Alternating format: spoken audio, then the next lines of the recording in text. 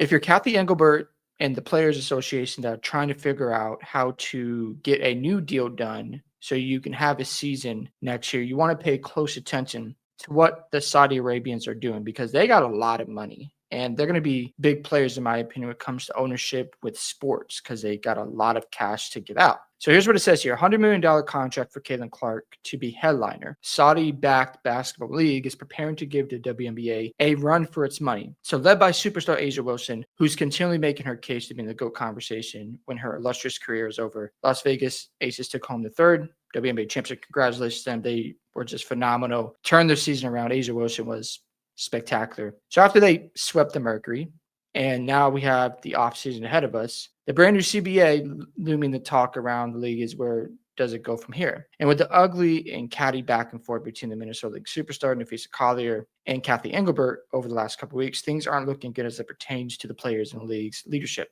As most players have sided with Collier, calling out the Engelbert and her perceived lack of quality leadership over the last 6+ seasons. Here's the thing. Kathy is obviously the face because she's a commissioner, but you have to also attack the owners because they're the ones who hired Kathy. She works for the owners of the WNBA. So you can go back and forth with Kathy, but you also have to get the owners on board. And Nafisa Collier and Breanna Stewart, they're going to be just fine because they have Unrivaled. So they're going to make their money no matter what. But if we have a stoppage in the WNBA, I think it's just a really bad situation. They've already built momentum over the last 2 seasons, and you need a healthy Caitlin Clark to help elevate this league. If you look at attendance, the top 2 teams right now is the Valkyries and the Fever. The reason why Golden State is so high on that list is because Golden State is a basketball town. They're going to support their local teams. We saw this even before Steph Curry got to Golden State, that the Warriors fans showed up. They showed out. They were selling our arenas night in and night out at home. So there's no surprise that they're excited to have basketball back in Golden State. Saudi-funded new women's basketball league is founded by ex-Google executive and Skype co-founder. So you're going to have 6 teams. You're going to have 11 players, which totals up to 66 players. And then the season's going to start between November and April. So it's not going to interfere with the WNBA, but it's going to interfere with Unrivaled. That's where things get interesting because we know players all the time are going to play overseas because they make more money. So if it's a situation, let's say Caitlin Clark gets $50 to $100 million and she takes the deal, all of a sudden players are like, you know what? I want to get paid what I'm worth. I want to make more money and I get paid more. It's a no-brainer. And then Unrivaled might suffer because, like, do I want to play in 3-on-3 or 5-on-5 and I can play in these cool tournaments? A lot of different things going on here. If this league lands Caitlin Clark, that is going to be a huge deal. Now, here's the thing.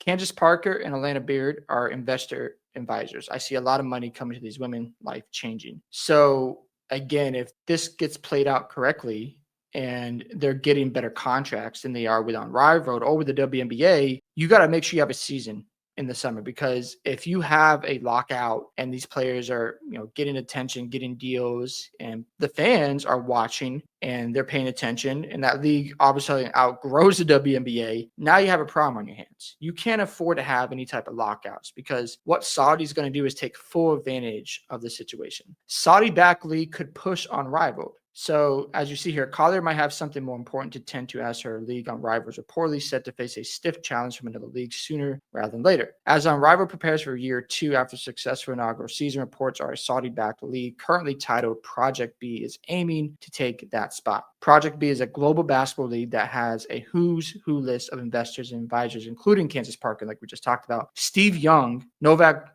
Djokovic, star Sloane Stevens, hope I said that right, could push the league out. They even have former WNBA star Alana Beard already locked in as chief basketball officer. So they've got some big guns right now, something you just can't scoff at. Per reports, the league has already signed WNBA players while its season timeframe won't overlap the WNBA season. So they've already signed players. They got them under contract. Word of mouth is everything. If this turns out to be a watchable product, let's just say they've got competent referees, it's not a bunch of rugby ball, and fans enjoy it, the WNBA is in trouble as well.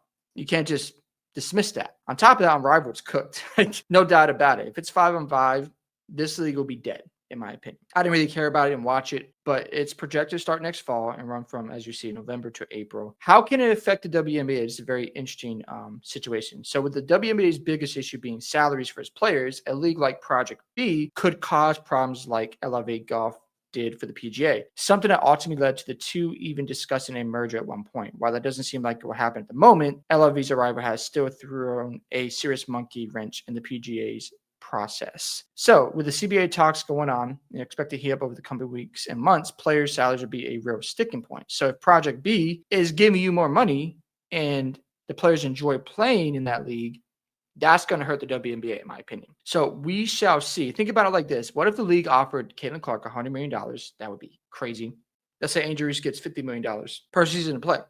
The likelihood is it would be an exclusivity deal to play with him only, taking two of the WNBA's two biggest stars away. And while Reese participates on Rival, Clark doesn't, and which is something else to ponder. So let's say Reese is still playing on Rival and also doing the same time. I don't think she would. I think she'll just go overseas and get more money because why not? Caitlin is the only player that would draw international crowds. $100 million contract for her to be the headliner, one fan said. So if Clark does this, the W will go back to flying commercial and stay in Motel 6s, if not folding all together eventually, another fan said. That is a possibility. And that's why Collier, Engelbert, and the owners who are trying to figure out a new CBA deal, they can't mess around here because Project B is going to be making some huge moves. That's a lot of money, and it will be in direct competition on Rival and down the line, maybe even the WNBA. It'll be interesting to see who they get. And with that amount of money on offer, probably a fair few players, no doubt. Yes, it's overseas, but you can earn millions of dollars. A huge thing with the negotiations going on right now is like the players want more money. I've already said the WNBA doesn't have a lot to give out because they rely on investors in the NBA to take care of them. If you're going to try to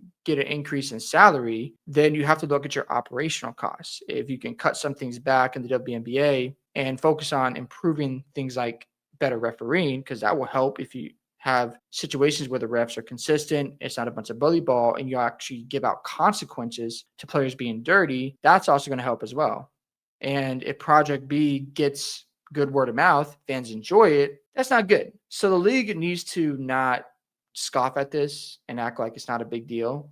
And if there's no basketball being played, or let's just say we don't see Caitlin Clark all summer next year, and she's playing in November, and you finally land a deal, but you missed an entire season, and all the fans get to watch what she's doing overseas, and there's good feedback, good word of mouth. Players are happy because they're getting compensated. The WNBA is going to be a lot of trouble, in my opinion. But we'll see how it all plays out. Love to hear your thoughts about this ongoing situation with Project B. Don't forget to like and subscribe to the channel, and I'll catch you all in the next one.